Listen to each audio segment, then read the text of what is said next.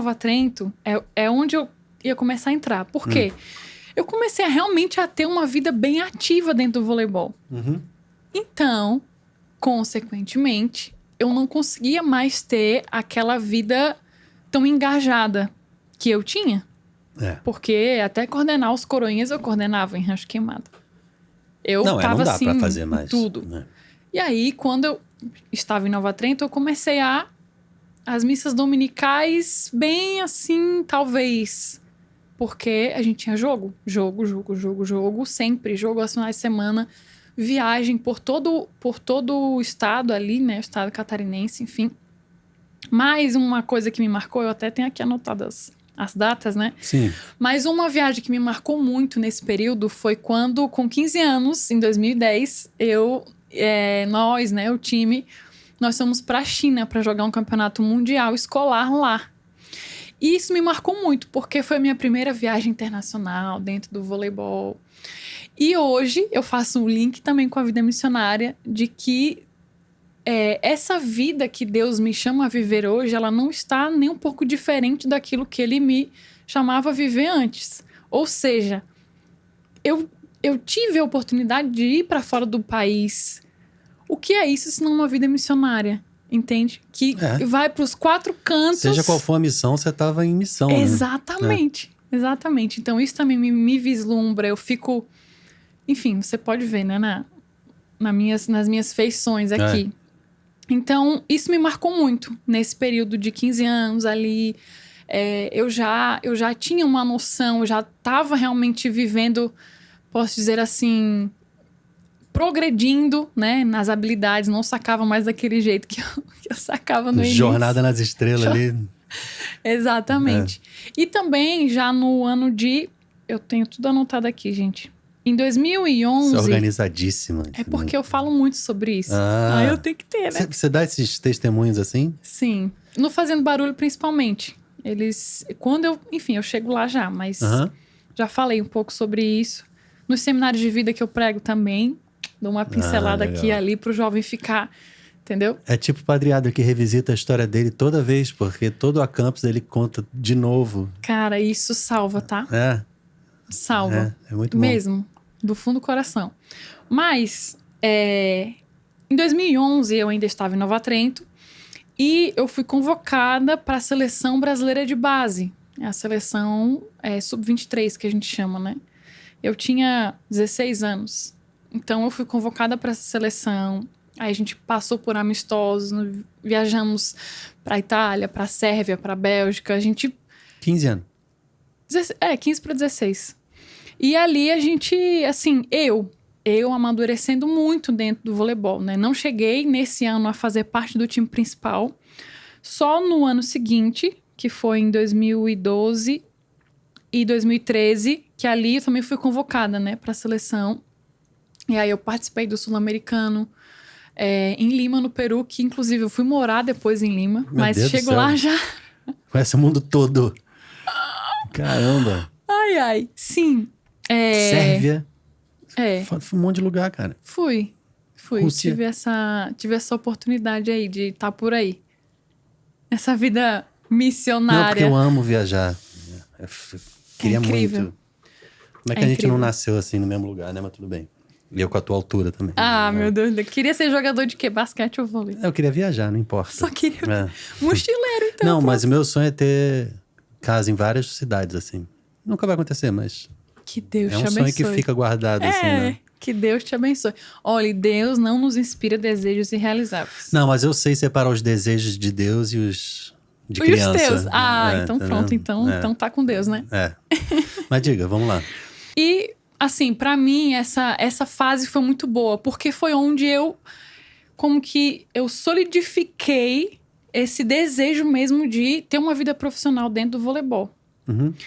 E aí, passou esse período da seleção, aprendi demais, foi muito bom, né? O complexo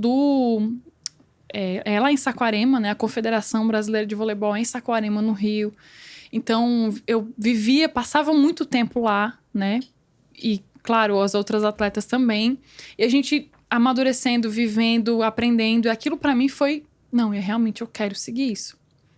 Até que quando eu fiz 18 anos, em 2013, eu fui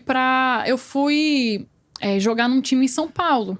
Ou seja, eu tava jogando campeonatos estaduais, nacionais, mundiais. Então, alguém ia me ver para me contratar. Só uma perguntinha. Como é que foi pra ganhar dinheiro? Que até então você tava... Não, eu já estava recebendo aqui uma quantia, posso dizer assim... Como é que é? O clube paga? Como é? No caso de Nova Trento. Não sei como é que é isso nos outros clubes, né? Mas Nova Trento... Você não sabe como é? Sério? Não. Assim, dentro dessa categoria como é que de funciona base... o esporte? Porque é tipo futebol. Eu vou acertar o teu passe contigo. Você vale X. O outro pode valer muito mais jogando no mesmo time que você. É isso? É. Certo. Só pra entender. Só que na questão da categoria de base, pode variar muito. Mas eu sei que no time que eu estava, Nova Trento, a gente já tinha esse repasse, digamos, que nos auxiliava na nossa vida em si. Só que a gente ganhava muita coisa. Tipo, a alimentação a gente ganhava, a casa não precisava pagar. Então enfim, você tinha um dinheiro a mais ali, né? Exato. E eu tinha 14 anos. Poxa, tá maravilha. Que isso, né? Entendeu? Então, claro que com o passar do tempo, né? Também a própria seleção brasileira, conforme você ganha alguns campeonatos, tipo o Sul-Americano, que a gente foi campeão lá em Lima... também tem o Bolsa Atleta, que a gente consegue tipo recorrer. Um bônus. Exato. Mas aí nessa altura você já estava morando em Saquarema, no Rio? Não morava, né? Passava um tempo e voltava pro time, que era o time entendi. Você estava fazendo ali um... eu fui convocada. Passei seleção, né? Exato.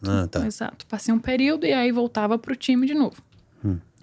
Mas, quando eu fui, eu parei na parte que eu fui então chamada, né? Fui contratada pelo time de São Paulo chamado São Caetano do Sul. Que é conhecido, né? Exato. Ele é time de Superliga até hoje, né? Então, eu tinha 18, só que eu fui contratada não pra compor o time adulto, porque eu ainda era juvenil nessa época. 18? Exatamente. Eu era juvenil no Campeonato Paulista. Mas pela idade ou porque você ainda estava numa... Pela idade. 18 é juvenil, é isso? Podia ainda jogar no juvenil. Dos 18 até os 20 anos. Você estava ali no juvenil jogando e já compondo o time adulto daquele clube. Você pode ir pros dois, né? Posso estar nos dois, inclusive. Não só em um. Tipo, o Pelé jogou a Copa com 17, mas era... Eu acho que é tipo esse caso, assim. O cara era tão bom que puseram ele no adulto, jogou a Copa e ainda ganhou. Pronto. No voleibol também dá pra fazer isso. Com certeza. E aí, com esse tempo, né, no São Caetano, aí fui lá pra compor o time juvenil. Aí, óbvio que a gente ganhou o campeonato, né, o paulista do ano. Foi muito bom, foi maravilhoso. E aí, eu já estava também aí começando a compor o time adulto. Não como titular. Mas eu estava ali nos jogos da Superliga e estava pegando o ritmo de Superliga. Afinal, era o primeiro ano de Superliga do voleibol. E aí, Amable, onde é que entra a parte, então, de Deus e da vida? Pronto, aí eu comecei realmente a me afastar mais. Porque isso eu já não tinha tempo antes, porque não é essa desculpa, né? Mas já não tinha tempo antes, porque eu julgava não ter tempo. Que dirá agora, né? Nesse período em São Paulo, jogando no time juvenil, time adulto. Meu Deus, como é que faz, como é que não faz? Só que eu sentia muita saudade de Deus. E sentia muita saudade daqueles valores que eu tinha recebido. Missa dominical, né? Estar na igreja, né? A própria confissão, que há muito tempo eu nem lembrava mais disso. Nossa, já tava num nível eu estava realmente num nível assim que... De esquecer já da igreja total. Né? Exato, de esquecimento mesmo. Só que chegou um determinado... Isso aqui é muito legal de contar, porque conta uma experiência minha com a pessoa do Espírito que me mostrou realmente que ele era real e era relacionável, né? Porque eu cheguei nesse período aí, eu estava aí nesse time, ainda em São Caetano do Sul, mas eu senti uma falta de alguma coisa. Eu lembro também que eu tava com algumas dificuldades interiores de... Meu Deus, o que eu tô fazendo, né? Já essa falta que eu senti, não sabia. E um determinado dia eu tava tomando banho e eu falei, meu Deus, né? O que que eu tô fazendo realmente? Aí nesse dia eu lembro que eu tive uma inspiração assim do tipo... vai pra igreja na esquina da tua casa. Aí eu, misericórdia, o que é isso? Quem é que tá falando comigo, né? Aí eu saí do banho assim, aí eu disse, eu vou atrás dessa igreja. Nem se secou, já foi assim? Não, eu me arrumei, né? Eu fui e quando eu cheguei lá, tava acontecendo uma missa de cura. Na catedral ali, muito próxima, na esquina mesmo, literalmente na esquina. E tava acontecendo a missa de cura, eu entrei, eu falei, meu Deus, é isso mesmo que eu preciso.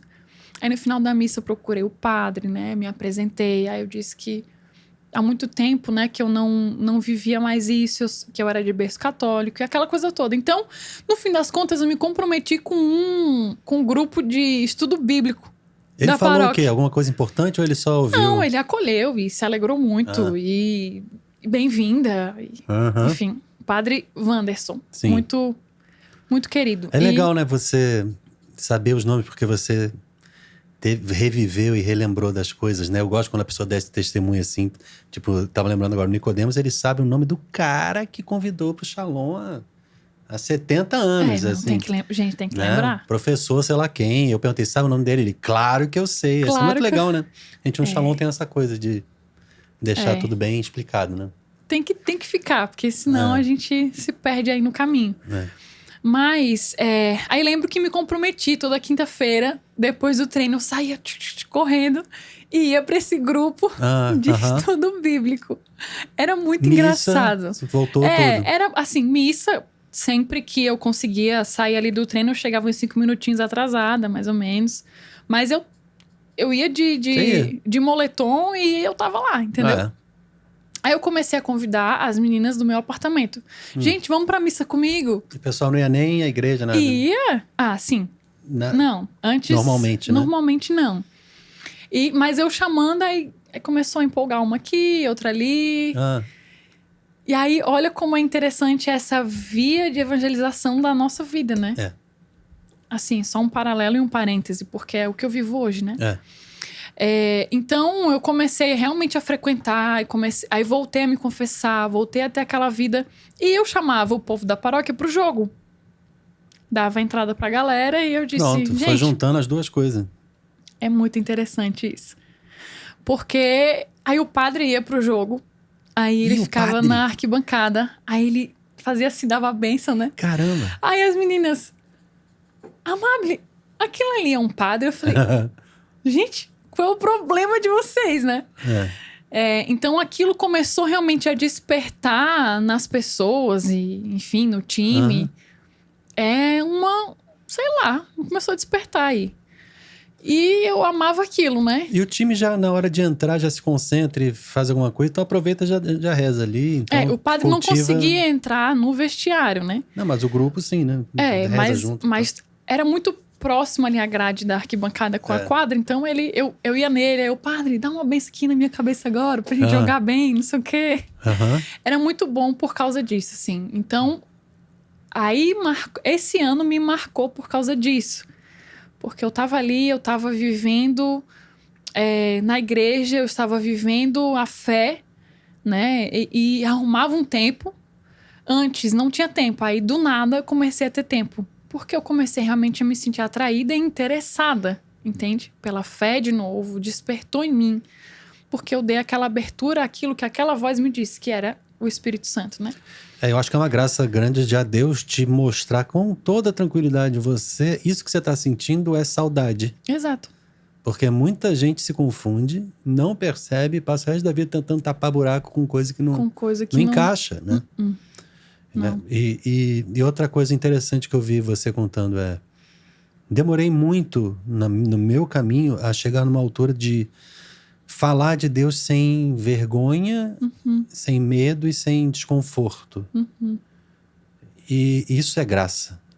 Porque antes, numa certa altura, você fica assim, eu tenho que evangelizar, porque aí você vai evangelizar por culpa, a coisa não funciona. Mas quando você chega numa altura da maturidade espiritual que você fala porque é autêntico e porque você ama, porque aquilo é bom para você e você quer que o outro também tenha aquilo que é bom para você, é outra coisa e aquilo sim transborda e a pessoa percebe. Você já tinha isso, pelo que me parece, né? Exatamente. Gente, vamos, é tão bom, eu gosto tanto, vocês vão gostar também. E acabou o povo sentindo que isso era autêntico, né? Isso aconteceu posso dizer assim, até o meu último respirar antes de entrar na comunidade. Eu vou chegar lá, mas aconteceu e eu sentia esse anseio de sempre transbordar aquilo que eu estava sentindo de bom para elas, entendeu? Para o meu time, para os técnicos, enfim. Então, me marcou esse período no São Caetano por causa disso.